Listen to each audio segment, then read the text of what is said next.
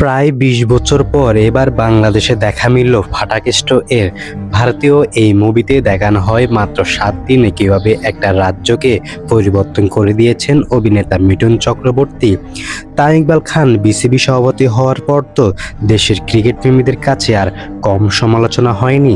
সভাপতি হওয়ার পর ৭ দিনের মাথায় বাংলাদেশ ক্রিকেটের চিত্র বদলে ফেলেছেন তামিম ইকবাল খান। তিনি এবার জাতীয় দলের ক্রিকেটারদের কনফিডেন্সের কথা চিন্তা করে দারুণ এক উদ্যোগ নিয়েছেন তামিম ইকবাল খান।